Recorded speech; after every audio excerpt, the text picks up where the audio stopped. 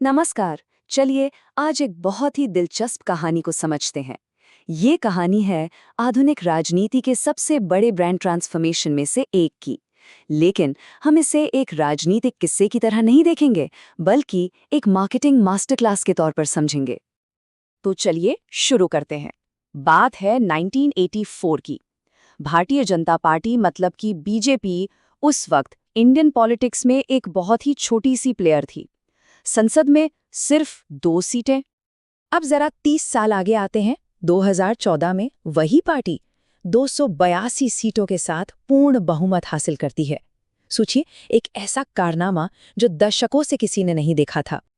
अब ये सिर्फ एक पॉलिटिकल जीत नहीं थी, नहीं, ये कहानी थी स्ट्रैटेजी की, मैसेजिंग की और एक ऐसी जबरदस्त ब्रांडिंग की जिसने सालों पुरानी मोनोपोली को सीधी चुनौती दे डाली। तो सवाल ये है कि आखिर उन्होंने ये किया कैसे? तो उनके इस शुरुआती उभार को समझने के लिए हमें एक क्लासिक मार्केटिंग स्ट्रैटेजी को देखना पड़ेगा। इसे कहते हैं चैलेंजर ब्रांड स्ट्रैटेजी और इसका एक बहुत ही सिंपल सा फ्रेमवर्क है, SAP फ्रेमवर्क। अब देखिए, ये फ्रेमवर्क करता क्या है। ये एक बहुत ही कॉम्प्लेक्स पॉलिटिकल सफर को एक सिंपल से मार्केटिंग मॉडल में फिट कर देता है। पहला स्टेप, लोगों की एक कोर भावना, एक सेंटीमेंट को पहचानो। दूसरा, उस भावना को, उस आवाज को और तेज करो। और तीसरा, आखिर में एक जबरदस्त, एक रेवोल्यूशनरी सोल्यूशन पेश कर दो।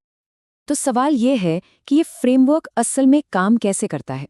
1980 और 90s के दशक में बीजेपी ने यही किया। उन्होंने उस वक्त की रूलिंग पार्टी यानी कांग्रेस के खिलाफ जनता के मन में चल रही कई अहम भावनाओं को पकड़ा। उन्होंने बिल्कुल सही नब्ज पकड़ी। देखिए, उस वक्त बोफोर्स जैसे घोटालों से भ्रष्टाचार के खिलाफ एक गुस्सा था।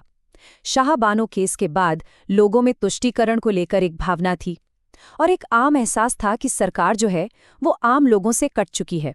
बस इन्हीं सब भावनाओं ने उनके ब्रांड के लिए एक बहुत ही मजबूत नींव तैयार कर दी। और यहीं से वो अपने अगले कदम पर पहुंचे, एम्प्लीफिकेशन। मतलब जो भावनाएं उन्होंने पहचानी थीं, अब उन्हें और बढ़ाना था।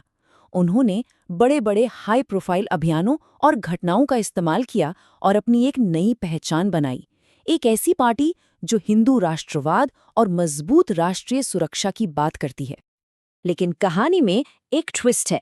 1999 में सत्ता में आने के बाद बीजेपी को 2004 के चुनाव में एक बहुत बड़ी मार्केटिंग हार का सामना करना पड़ा।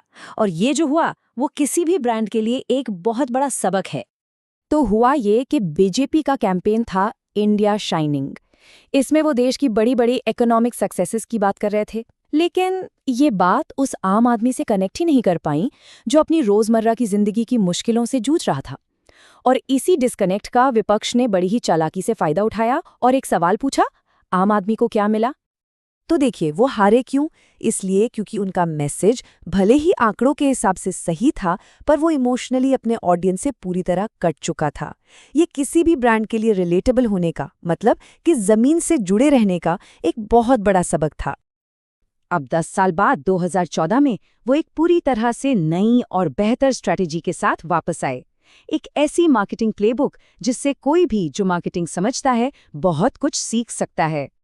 और ये जो वापसी थी, ये 4 बहुत ही मजबूत पिलर्स पर टिकी थी।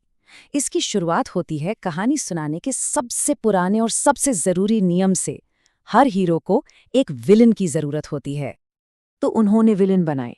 2G घोटाले जैसे भ्रष्टाचार को एक विलन बनाया, बढ़ती महंगाई को एक विलन बना दिया और इन विलन्स के सामने एक साफ साफ प्रॉब्लम खड़ी कर दी।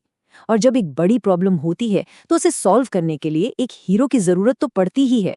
दूसरा हैक था रिचुअल्स बनाना, मतलब ऐसी आदतें या रस्में बनाना जो लोगों की जुबान पर चढ़ जाएं। जैसे उनका नारा, अब की बार मोदी सरकार। ये सिर्फ एक नारा नहीं था, ये एक कल्चरल फिनोमिनन बन गया।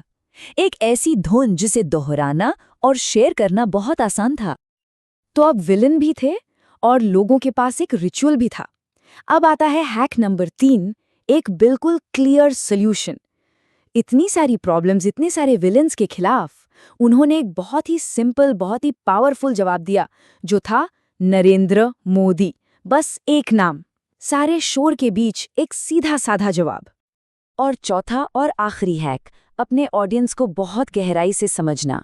उन्होंने देखा कि एक बहुत बड़ी तादाद युवा फर्स्ट टाइम वोटर्स की है जो ऑनलाइन बहुत एक्टिव है, तो उन्होंने एक डिजिटल फर्स्ट स्ट्रैटेजी अपनाई और सीधे इन तक पहुंचे। तो ठीक है, इस पूरी केस स्टडी से, इस पूरी कहानी से किसी भी ब्रांड या बिजनेस के लिए बड़े सबक क्या निकलते हैं? क्या है वो टाइमलेस लेसन्स? देखिए, ये पूरी यात्रा एक पावरफुल ब्लूप्रिंट की तरह है। पहला सबक, एक मजबूत पहचान बनाना एक लंबा खेल है, इसमें वक्त लगता है। दूसरा, हमेशा जमीन से जुड़े रहना जरूरी है। अगर मैसेज लोगों की सच्चाई से मेल नहीं खाता तो वो फेल हो जाएगा। तीसरा, एक सिंपल विलेन बनाने से आपका सोल्यूशन अपने आप हीरो बन जाता है। और हाँ, सबसे जरूरी, मार्केटिंग के पीछे एक दमदार प्रोडक्ट भी होना चाहिए, जैसे उस वक्त गुजरात मॉडल को पेश किया गया था। तो ये केस स्टडी हमें साफ साफ दिखाती है कि अगर स्ट्रैटेजी सही हो तो कोई भी चैलेंजर किसी भी मोनोपोली को गिरा सकता है। और ये कहानी हमें एक आखिरी सवाल के साथ छोड़ जाती है। सोचिए, आज के दौर में वो कौन सी बड़ी स्थापित ताकत है जिसे एक नई और दमदार कहानी की सबसे ज्यादा जरूरत है?